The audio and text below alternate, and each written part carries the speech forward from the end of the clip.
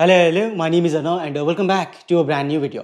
आज की इस वीडियो में हम बात करने वाले हैं सुज़लॉन एनर्जीज के बारे में। अगर आप YouTube या किसी भी सोशल मीडिया प्लेटफॉर्म पे हैं तो इस कंपनी के बारे में आपने जरूर सुना होगा। उसका एक मेन रीजन ये था कि इस कंपनी ने हमें सिर्फ 1.5 सालों में लगभग 1100% का रिटर्न दिया। अगर आप फिलहाल में बात करेंगे तो ये कंपनी अपने ऑल टाइम हाई से तकरीबन 25% नीचे में ट्रेड करते हुए देखने को मिल रही है। ऐसे सिचुएशन में आप में से बहुत सारे लोगों के मन में एक क्वेश्चन आ सकता है कि क्या अभी पे हमें सुज़लॉन को खरीदने के बारे में सोचना चाहिए क्या, या फिर अगर आप में से किसी के पास सुज़लॉन है तो आपके मन में एक क्वेश्चन आ सकता है क्या अभी पे भी हमें इस स्टॉक को होल्ड करना चाहिए या फिर इस स्टॉक से हमें एग्जिट लेना चाहिए। आज की इस वीडियो में हम इन सारे ही पॉइंट्स पर चर्चा करेंगे, लेकिन आगे बढ़ने से पहले एक डिस्क्लेमर दे देता हूं, मैं कोई सेबी रजिस्टर्ड इन्वेस्टमेंट एडवाइजर या फिर रिसर्च एनालिस्ट नहीं हूं। ये वीडियो सिर्फ मेरा पॉइंट ऑफ व्यू है सुज़लॉन पे। अगर आप सिर्फ इस वीडियो को देख के सुज़लॉन पे कोई भी बाय या सेल का डिसीजन लेते हैं तो उसके प्रॉफिट और लॉस की जिम्मेदारी सिर्फ और सिर्फ आपकी होगी। आगे बढ़ने से पहले मैं एक चीज आपको दिखाना चाहता हूं कि ये वो डॉक्यूमेंट्स है जिनको मैंने गो थ्रू किया, और अगर आप इधर नोट्स वाले सेक्शन में आप देखेंगे तो देखिए बहुत ढेरों सारे नोट्स मैंने इस कंपनी को पढ़ते हुए निकाले। ये सिर्फ एक लेआउट है, इसके अलावा और भी मेरे पास दूसरे लेआउट्स हैं। अगर आप इस लेआउट की बात करेंगे तो आप देख रहे हैं यहाँ पे अलग अलग पॉइंट्स मैंने हाईलाइट किए हुए हैं। सो बॉटम लाइन ये है, इस वीडियो का जो ड्यूरेशन है वो हो सकता है थोड़ा कम हो, लेकिन सुज़लॉन को मैंने पूरा पढ़ा हुआ है। देखिए, अगर आप सुज़लॉन को ठीक से समझना चाहते हैं तो उसके लिए हमें दो चीजों को करना होगा। एक, सुज़लॉन के पास्ट को हमें देखना पड़ेगा, और दूसरा जो इनका फाउंडर ग्रुप है, जो टंटी परिवार है जिसने सुज़लॉन की नींव रखी थी, उनके बारे में भी हमें समझना बहुत जरूरी है। सो सुज़लॉन की अगर हम पास्ट की बात करें तो इस कंपनी का इनकॉर्पोरेशन हुआ 10/4/1995 को, और आप ये इनके ऑफिशियल वेबसाइट पे भी जाके देख सकते हैं। लेकिन सुज़लॉन पे आने से पहले एक बारी मैं आपको टंटी फैमिली के बारे में समझाना चाहूंगा। तो देखिए, जो सुज़लॉन है इसकी शुरुआत करी तुलसी आर टंटी जी ने। इनकी पत्नी का नाम है गीता टंटी, एक बेटा है एक बेटी है। बेटी का नाम है टीना टंटी, बेटे का नाम है प्रणव आर टंटी। इसके अलावा तुलसी जी के 3 भाई हैं। एक भाई का नाम है विनोद आर टंटी, दूसरे का गिरीश आर टंटी और तीसरे का जितेंद्र आर टंटी। यहाँ पे एक छोटी सी चीज मैं आपके सामने हाईलाइट करना चाहूंगा। वैसे जब हम आगे बढ़ेंगे ना तो इन लोगों के बारे में हम फिर से एक बारी बात करने वाले हैं। अगर आप बात करेंगे सुज़लॉन में फिलहाल में, तो जो तुलसी जी है ना, उनका देहांत हो गया 1 अक्टूबर 2022 को, और 7 अक्टूबर 2022 से इनके बड़े भाई यानी कि विनोद आर टंटी जी सुज़लॉन के एमडी एंड चेयरमैन है। इसके अलावा गिरीश आर टंटी जी जो कि छोटे भाई थे, वो फिलहाल में सुज़लॉन के एग्जीक्यूटिव वाइस चेयरमैन है। और जो तीसरे भाई जितेंद्र जी हैं, एक तरह से आप कह सकते हैं कि ये इंडस्ट्रियलिस्ट वाली लिस्ट में आ जा रहे हैं, क्योंकि इनका 30 से ज्यादा कंपनी के साथ इन्वॉल्वमेंट है। गीता टंटी जी के बारे में अगर आप बात करेंगे तो इनका सुज़लॉन के साथ मैं जितना पढ़ पाया उसके हिसाब से कोई इन्वॉल्वमेंट नहीं मिला। और ये जो इनके बेटे हैं प्रणव आर टंटी, मेरे हिसाब से ये काफी इंटरेस्टिंग लगे। उसके एक दो चीजें मैं आपके सामने रखता हूँ। 2024 के एनुअल रिपोर्ट में अगर आप पढ़ते हैं तो ये जो प्रणव आर टंटी जी हैं, इन्होंने एक कंपनी स्टार्ट करी थी जिसका नाम स्केइरॉन या फिर केइरॉन रिन्यूएबल एनर्जी आप कह सकते हैं। इस कंपनी ने इन्वेस्ट एंड मैनेज किया लगभग 400 मेगावाट के विंड टर्बाइन के एसेट्स, और 2018 के मार्केट पीक में प्रणव जी ने इस कंपनी से एग्जिट ले लिया, और उस समय पे पोर्टफोलियो की वैल्यू 500 मिलियन यूएस डॉलर्स के करीब में थी। इसके अलावा अगर आप फिलहाल में बात करेंगे तो प्रणव जी एक तरह से लीड कर रहे हैं एक लार्ज स्केल पे green hydrogen and green ammonia के projects in North America and Asia.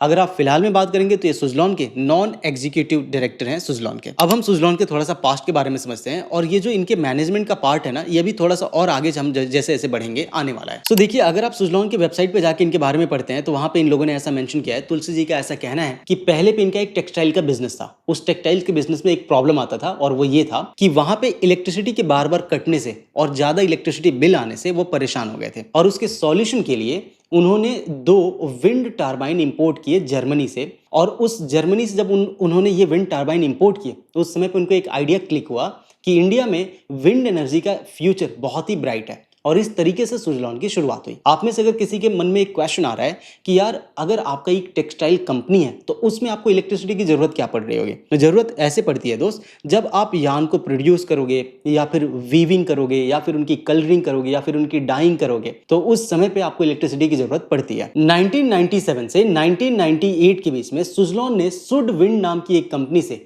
Design and take के लाइसेंसिंग का अग्रीमेंट किया, and they started manufacturing in India. In fact Suzlon was the first company जिन्होंने इंडिया मेड विंड टर्बाइन बनाया, जिसकी capacity 300 से 400 kilowatt की थी, जो कि अराउंड 1998 में बनाई गई। फिर 1999 से सन 2000 के बीच में सुज़लॉन ने खुद की R&D करनी शुरू कर दी। सन 2000 से 2001 के बीच में सुज़लॉन पहली इंडियन कंपनी थी जिन्होंने 1 मेगावाट का विंड टर्बाइन बनाया, which was completely made in India, और ये टाटाज के लिए इंस्टॉल भी की गई।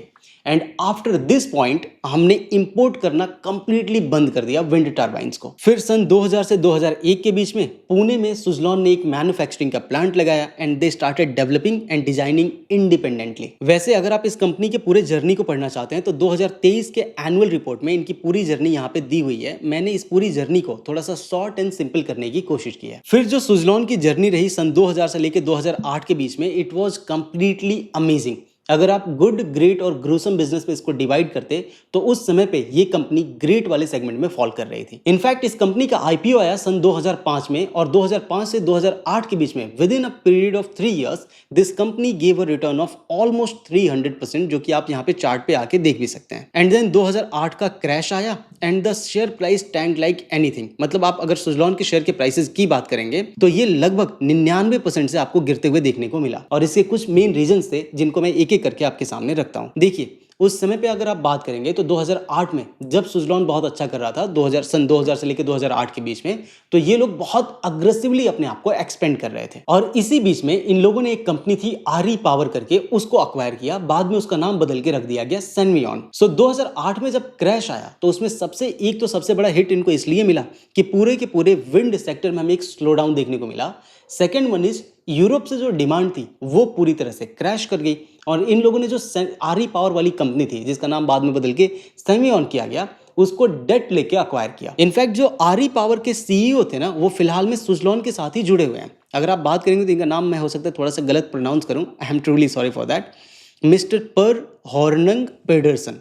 तो अगर आप इनकी बात करेंगे तो इनके बारे में मुझे ये ठीक ठाक बिजनेसमैन लगे, और ये क्यों ठीक ठाक बिजनेसमैन लगे उसके बारे में मैं यहाँ पे थोड़ा सा हाईलाइट करूंगा। तो अगर आप इनके बारे में पढ़ते हैं तो इनके बारे में, इनके बायो में 2024 के एनुअल रिपोर्ट में लिखा हुआ था कि जब ये आरी पावर के सीईओ थे तो उस समय पे इन्होंने उस कंपनी का जो रेवेन्यू, जो टर्नओवर है, उसको 1.2 बिलियन यूरोस तक लेके गए, जो कि इन्होंने डबल किया था। और इसके अलावा जो एबिटा था उसको इन्होंने 4 टाइम से ग्रो किया टिल 100 मिलियन यूरोज, जो कि अगर आप रुपीज में कन्वर्ट करते हैं तो 1006 करोड़ रुपीज के करीब में पहुंचेगा। सो फिलहाल में मिस्टर पर हॉर्नंग जी जो हैं वो इस कंपनी के, सुजलॉन के नॉन एग्जीक्यूटिव इंडिपेंडेंट डायरेक्टर हैं।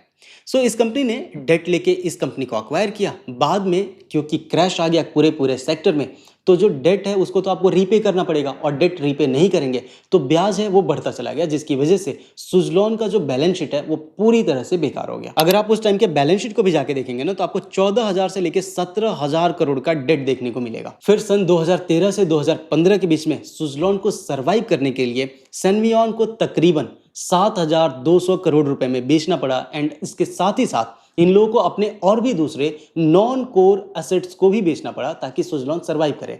और इन सबको सेल करने के बाद भी सुजलॉन ऑपरेशनली लॉसेस में ही चल रहा था। फिर सन आता है 2016 से 2018 और इस समय पे जो विंड के प्रोजेक्ट्स थे ना, उनके प्राइसेस वापस से पिक होने लगे। और इस समय पे सुजलॉन ने 2 विंड टर्बाइन लॉन्च किए। एक था S111 और दूसरा था S120, जो कि लो कॉस्ट टर्बाइन्स थे। लेकिन इसी समय पे रिवर्स बिडिंग का सिस्टम आ गया, जिसकी वजह से मार्जिन पे हमें अगेन प्रेशर देखने को मिले।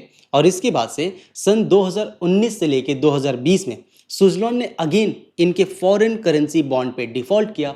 और इसके बाद से SBI लेड, एक तरह से आप कह सकते हैं, कैपिटल की पूरी तरह से रीस्ट्रक्चरिंग हुई सन 2021 से 2022 के बीच में। अगर आप 2019-20 में जब ये लोन का डिफॉल्ट हुआ था, उस समय पे आप जाके इनके बैलेंस शीट पे डेट देखेंगे तो तकरीबन 1250 करोड़ से ज्यादा का आपको डेट देखने को मिलेगा। फिर साल आया 2021 से 2022 और इस समय पे सुजलॉन के डेट की पूरी तरह से रीस्ट्रक्चरिंग की गई। And the good news is आज की डेट में Suzlon is a completely debt free company. In fact इनके बुक्स पे आप जाके देखेंगे तो इनके रिजर्व्स पॉजिटिव में आपको देखने को मिलेंगे।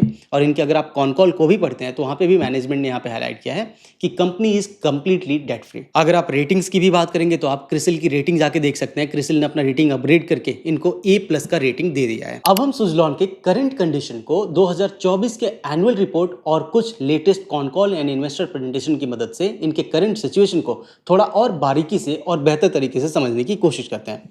तो अगर आप 2024 के एनुअल रिपोर्ट को पढ़ते हैं तो इसमें कंपनी ने मेंशन किया है कि सुजलॉन की total world wide wind installation capacity 20.8 gigawatt की थी। लेकिन अगर आप Q4 FY 2024 के FY 2025 के इन्वेस्टर प्रेजेंटेशन में जाके पढ़ते हैं तो वहां पे जो इनकी अपडेटेड कैपेसिटी है वो 21 गीगावाट की है। इसके अलावा मैं थोड़ा सा आपको विनोद आर टंटी जी के बारे में बताना चाहूंगा। तो जब मैं इनके बारे में पढ़ रहा था तो एक सबसे अच्छी चीज जो मुझे इनके बारे में लगी वो ये थी कि इनको लगभग सारा काम आता है। और मेरे हिसाब से जब आप किसी कंपनी को लीड कर रहे हो ना तो आपको सारा काम करना नहीं होता है, लेकिन आना सब कुछ चाहिए। और इनको ये सब कुछ आ रहा है, तो जिस तरीके से मैं कंपनीज पढ़ता हूँ मेरे हिसाब से तो ये एक अच्छी बात है। अगर आपको मन करे कि ये क्या क्या कर सकते हैं तो आप इस वीडियो को पॉज करके पढ़ सकते हैं। बट मेरे हिसाब से जितने जगह जो भी इनका पूरा सप्लाई चेन है ना, मेरे हिसाब से वो लगभग सारा काम इनको आ रहा है। अगर आप इनकी बात करेंगे तो अपॉइंटमेंट के बारे में मैंने बताया, 1 अक्टूबर 2022 को तुलसी जी का स्वर्गवास हो गया और उसके बाद से 7 अक्टूबर 2022 से विनोद जी ने सुजलॉन को संभाला है और ये फिलहाल में सुजलॉन के चेयरमैन एंड MD हैं। अगर हम गिरीश जी के बारे में बात करें तो गिरीश जी जो कि इनके छोटे तुलसी जी के छोटे भाई थे, he is currently the executive vice chairman at Suzlon. और इसके अलावा he is also vice chair of board of global wind energy council, जो कि GWEC के नाम से भी आप जानते हैं। And also he is co-chair of CII national committee of renewable energies. So मेरे कहने का मतलब बस इतना है कि अगर आपको इन दोनों जगहों से सुजलॉन को ढेर सारे अवार्ड्स मिलते हुए देखने को मिले तो आप समझ लेना, बाकी मैं कुछ नहीं बोल रहा हूँ। इसके अलावा मैंने आपको प्रणव आर टंटी जी के बारे में ऑलरेडी बता दिया है। अगर हम बात करें रिन्यूएबल एनर्जी पे ग्लोबल आउटलुक की तो वो हमें काफी पॉजिटिव देखने को मिल रहा है और इसके कुछ रीजंस मैं आपके सामने रखता हूँ जो कि 2024 के एनुअल रिपोर्ट में मेंशन थे। फॉसिल फ्यूल आज की डेट में टॉप कंट्रीब्यूटर है क्लाइमेट चेंज में, जिसकी वजह से जो भी बड़ी इकोनॉमीज हैं वो पूरी तरह से खुल के आगे बढ़ रहे हैं और वो लोग रिन्यूएबल एनर्जी को सपोर्ट कर रहे हैं। अगर आप एट प्रेजेंट बात करेंगे तो टोटल विंड से जो हम रिन्यूएबल एनर्जी जनरेट कर पा रहे हैं वो है 1 TW की।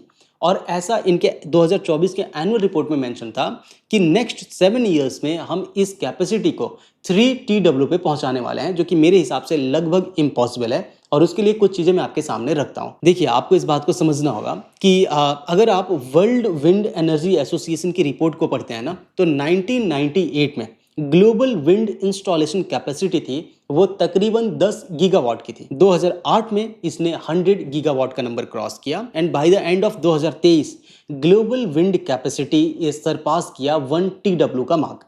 अगर आप इतने टाइम में 1 TW पे पहुंचे हो, चाहे आप कितना भी स्पीड से अभी फिलहाल में ग्रो कर लो, मुझे दूर दूर तक नहीं लग रहा है कि आप 3 TW पे विद इन 7 इयर्स पहुंचने वाले हो। ठीक है, ऑप्टिमिस्टिक है, अगर ऐसा हो पाए तो बहुत अच्छी बात है, बट पर्सनली अगर आप मुझसे बात करेंगे मुझे नहीं लग रहा है कि किसी भी एंगल से ये पॉसिबल हो पाएगा। अगर हम सिर्फ इंडिया में रिन्यूएबल एनर्जी का आउटलुक देखें तो are government is also very much, मतलब गवर्नमेंट पूरा पुश कर रही है, which is a very nice thing. अगर आप इंडिया की बात करेंगे आज की डेट में तो India is the 4th largest wind से जो एनर्जी प्रोड्यूस करते हैं उसमें हमारा 4था नंबर आता है। And we are also rank 4th in installed capacity. तो अब बात आती है कि पहले, दूसरे और तीसरे पे कौन है, तो पहले पे है चाइना। एंड आप यहाँ पे जो मार्जिन देखोगे ना, मैं पर्सनली शॉक था। आप समझना, पहले पे है चाइना जिसकी इंस्टॉल कैपेसिटी है 1453 गीगावाट की GW की। दूसरी पे आता है US जो कि है 388 GW, and then Brazil 194 GW, then India 176 GW, and then Germany 167 GW पे। अगर आप इंडिया की बात करेंगे तो 176 से बढ़ के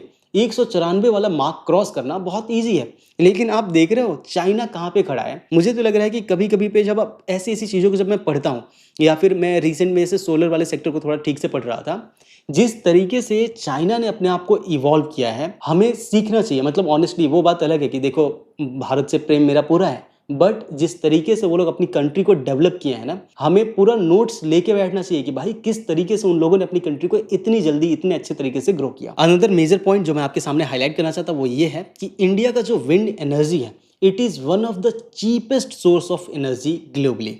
FY 2024 में अगर आप बात करेंगे तो विंड कैपेसिटी 43% से ऊपर गई and we have added 3.3 GW of renewable energy. वैसे इंडिया का प्लान है 122 गीगावाट पे इंस्टॉलेशन कैपेसिटी पहुंचाने का 2032 में। वैसे एक और चीज यहाँ पे हाईलाइट करने वाली ये थी दोस्त कि अगर आप बात करेंगे पूरे सेक्टर की तो पूरा सेक्टर ग्रो हुआ 43% से, बट सुजलॉन की ग्रोथ हुई है 78% से। 2024 के एनुअल रिपोर्ट में आप आके पढ़ सकते हैं। अगर आप सुजलॉन को पढ़ते हैं, इनके बिजनेस को समझते हैं, तो एक और वर्ड बार बार आएगा एंड दैट इज S144।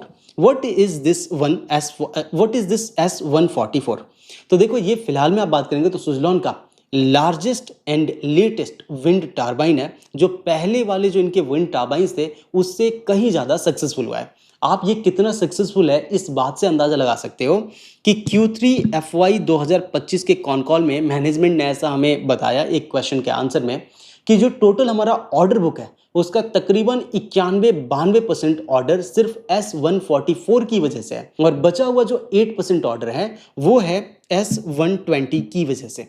तो आप समझ रहे हैं इनका जो नया वाला डिमांड है S144 का ये कितना ज़्यादा है। इसी वजह से मैनेजमेंट ने कई बारी हाईलाइट भी किया है, मतलब रिपीटेडली इनके एनुअल रिपोर्ट, इनके कॉन कॉल, इनके इन्वेस्टर प्रेजेंटेशन में कि हमने बहुत अच्छा प्रोडक्ट लॉन्च किया है। अगर हम इनके कुछ की परफॉर्मेंस हाईलाइट्स की बात करें तो FY 2024 में एबिटा मार्जिन था 15.8% का और FY 2025 में एबिटा मार्जिन था 17.1% का। आने वाले टाइम में जिस तरीके से मैं वैल्यू कर रहा था, देखो इस कंपनी में हमें अप टू 30% की ग्रोथ देखने को मिल सकती है फॉर द नेक्स्ट 3-4 ईयर्स। और 30% देखने को मिल रहा है तो हमें बहुत शॉक नहीं होना है। जिस तरीके से गवर्नमेंट सपोर्ट कर रही है, जिस तरीके से लोग अडॉप्ट कर रहे हैं, जिस तरीके से कंपनीज रिन्यूएबल एनर्जी पे स्विच हो रही है, पॉसिबिलिटी बड़ी अच्छी है कि 30% का भी ग्रोथ रेट हमें देखने को मिल सकता है। और इसका एविडेंस इनका ऑर्डर बुक है। अगर आप फिलहाल में ऑर्डर बुक की बात करेंगे, it is truly impressive. 5.6 gigawatt का ऑर्डर बुक है फिलहाल में सुजलॉन के पास। इस कंपनी को वैसे जब मैं पढ़ रहा था तो मुझे कोई नेगेटिव पॉइंट नहीं मिल रहा था, तो उसके बाद से मैंने शुरू किया शॉर्ट एनालिसिस करना ताकि मैं कुछ कमियों को पकड़ पाऊं। तो इस कंपनी के सबसे पहले हम स्ट्रेंथ के बारे में बात कर रहे हैं और मैं पहले ही आपसे बता रहा हूं मेरे पास सुजलॉन के कोई शेयर नहीं है। मेरा ओपिनियन टोटली अनबायस्ड है और मैं लास्ट में आपको बताने भी वाला हूं कि मैं खरीदूंगा तो मैं कहां पे खरीदने वाला हूं। अगर हम इस कंपनी के स्ट्रेंथ की बात करें तो फिलहाल में आप बात करें तो ये कंपनी इंडिया में मार्केट लीडर है। पूरे इंडिया के मार्केट शेयर का लगभग 32% मार्केट शेयर सुजलॉन के पास है। इसके अलावा सुजलॉन वर्ल्ड की सबसे ज्यादा वर्टिकली इंटीग्रेटेड विंड टर्बाइन की मैन्युफैक्चरिंग कंपनी है। अगर आप बात करेंगे ना तो इस कंपनी के अगर आप बुक्स में जाके पढ़ेंगे तो this company literally manufacturers from blades to nacelle to control panel से लेके टैबुलर टावर तक ये लोग बनाते हैं। विंड, अगर जैसे मान लो एग्जांपल के तौर पे आपको विंड मिल लगवाना है तो आप बस इनको बोल दो, ये आएंगे, ये आके आपके लिए विंड मिल को लगाएंगे भी एंड टू एंड, और उसके अलावा जो उसका मेंटेनेंस है वो सब चीज भी ये लोग आपको करके देंगे। अगर आप इंडिया में बात करेंगे तो इनके 14 मैन्युफैक्चरिंग यूनिट्स हैं जो कि इंडिया के अलग अलग लोकेशंस पे हैं। और जो इनका R&D डिपार्टमेंट है उसको अगेन मैंने एक स्ट्रॉन्ग पॉइंट में इसलिए रखा क्योंकि S144 जिस तरीके से सक्सेसफुल हुआ, ये क्लियर एविडेंस है कि जो इनकी R&D डिपार्टमेंट है ना वो ठीक काम कर रही है। वो इंडिया के मार्केट को ठीक तरीके से समझ पा रहे हैं या फिर ग्लोबल लेवल पे भी जो डिमांड है उसको बहुत अच्छे तरीके से समझ पा रहे हैं। अगर आप मैनेजमेंट की बात करेंगे, मुझे मैनेजमेंट सॉलिड लगा। यस, मैनेजमेंट का जो अभी प्रमोटर होल्ड है ना, मतलब कंपनी में जो प्रमोटर ग्रुप के पास जो परसेंटेज है, अगर वो ऊपर जाता है तो ही मेरा कॉन्फिडेंस बढ़ेगा। मैं जब किसी कंपनी को पढ़ता हूं और कंपनी के जो मालिक हैं उनका ही उस कंपनी में बहुत कम स्टेक होगा ना, तो मुझे लगता है कि उस बंदे को कुछ खास फर्क पड़ेगा नहीं। उसका दिमाग लगातार शायद चल रहा होगा कि एक दूसरी भी कंपनी बनाते हैं जिसमें हमारा ऑनरशिप 100% का होगा। अगर हम कंपनी के वीकनेस की बात करें तो देखो, जबरदस्ती मैं बोलूँ तो कोई उसका खास फायदा है नहीं। वैसे यस, कुछ सब्सिडरीज मुझे देखने को मिले जिसकी वजह से बुक्स को पढ़ना काफ़ी मुश्किल हो गया, मतलब जिस तरीके से मैं पढ़ पाता हूँ या मेरी जितनी समझ है, बट उसके अलावा मुझे कोई मेजर वीकनेस देखने को नहीं मिले। तो मैं अगर ज़बरदस्ती आपके सामने वीकनेस रखूंगा उसका कोई सेंस बनेगा नहीं। अगर हम अपॉर्चुनिटीज़ की बात करें तो गवर्नमेंट की जो पॉलिसीज़ हैं और जो गवर्नमेंट का फोकस है उसकी वजह से हमें सुजलॉन या सुजलॉन जैसी कंपनीज़ में एक टेल विंड जरूर देखने को मिलेगा। इसके अलावा जो हमारे पास इनके पास जो डिमांड बुक है, जो ऑर्डर बुक है, वो एक क्लियर एविडेंस है कि जो डिमांड है वो कंटिन्यूअसली ग्रो कर रही है। फ्यूचर में अगर आप बात करेंगे तो देखो, दो तरह से विंड मिल्स लगाए जाते हैं, एक होता है ऑनशोर, दूसरे होते हैं offshore. What is this onshore? जब कभी आपको जमीन पे भूतल पे लगा हुआ विंड मिल दिख जाए ना, उसे हम बोलेंगे ये ऑनशोर का काम किया गया है। ऑफशोर क्या होता है? जो जैसे समुद्र है उसके बीच में भी लगाया जाता है। समुद्र मतलब समझ रहे हो ना, वो समुद्र मत समझ लेना, समुद्र, बट बॉटम लाइन समुद्र में भी विंड मिल लगाए जाते हैं, तो उसको हम ऑफशोर बोलते हैं। फिलहाल में वहां से बहुत ज़्यादा रेवेन्यू नहीं आता है, बट मुझे ऐसा लग रहा है आने वाले समय में जैसे जैसे एक्सपर्टीज़ बढ़ती चली जाएगी, हम नए नए तरीके निकाल लेंगे, तो वहां से भी हमें अच्छा रेवेन्यू आते हुए देखने को मिल सकता है। अगर आप फिलहाल में बात करेंगे, मान लो एक विंड टर्बाइन को जमीन पे लगाने में 100 रुपये लग रहा है, तो उसी को पानी में जाके लगाने के लिए हमें 200 से 300 रुपये लगते हैं, जिसकी वजह से वो थोड़ा कॉस्टली हो जा रहा है। बट समय के साथ अगर हमने कोई उसका ऑल्टरनेटिव कोई सॉल्यूशन निकाल पाए तो उस समय पे वो कॉस्ट नीचे आएगी और वहां से भी हमें रेवेन्यू जाता आते हुए देखने को मिलेगा।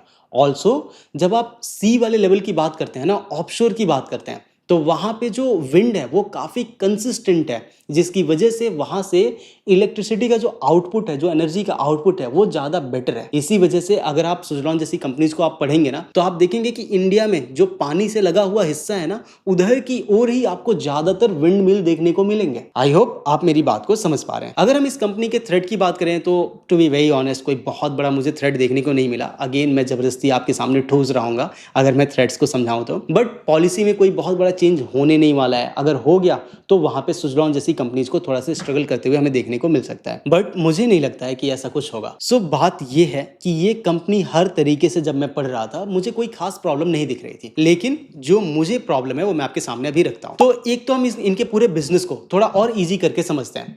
तो इसको समझाने के लिए मैं आपको यूं बोलता हूं दोस्त कि देखो, जो बिजनेसेस होते हैं उनको आप मेजरली 3 कैटेगरीज में बांट सकते हैं। एक होगा गुड, एक होगा ग्रेट, एक होगा ग्रूसम। अगर आप सुजलॉन की बात करेंगे तो सन 2000 से 2008 के बीच में ये बिजनेस एक तरह से एक ग्रेट बिजनेस था। देन 2008 के बाद जब क्रैश आया, this business became a gruesome business. And then अभी पे अगर आप बात करेंगे तो again it's a good business, और गुड से इसका ट्रांजिशन ग्रेट में बड़े आराम से हो सकता है। बट अगर आप मुझसे पूछेंगे तो जिस रेट पे अभी पे सुजलॉन चल रहा है, इस रेट पे मैं खरीदने के लिए कंफर्टेबल नहीं हूं।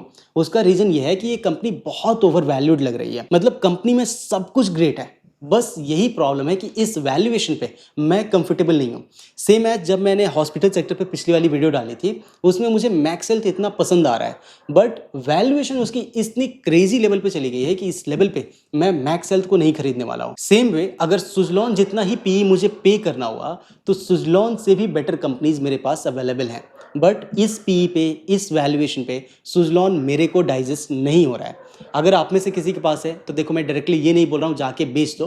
अगर आपके पास बहुत कम रेट पे है, आपका डिसीजन है, आप उसे रोक सकते हैं। लेकिन अगर मुझे फ्रेश बाइंग करनी है तो सुजलॉन मुझे पर्सनली काफ़ी ओवर वैल्यूड लग रहा है। अभी पे जिस भी रेट पे चल रहा है, मैं जिस तरीके से कैलकुलेशन कर रहा था, जो मेरा टेक्निकल एनालिसिस होता है, उसके हिसाब से सुजलॉन जैसे ही 35 रुपए पे आएगा, मैं खरीदने के बारे में सोचूंगा। आप में से बहुत सारे लोग हैं, ऐसा हो सकता है कमेंट आए 35 रुपए पे तो ये कभी नहीं आएगा। ठीक है, मैं कभी नहीं खरीदूंगा, मैं खुश हूँ, मेरे पास मेरा पैसा रहेगा, कंपनी के पास उनका शेयर रहेगा।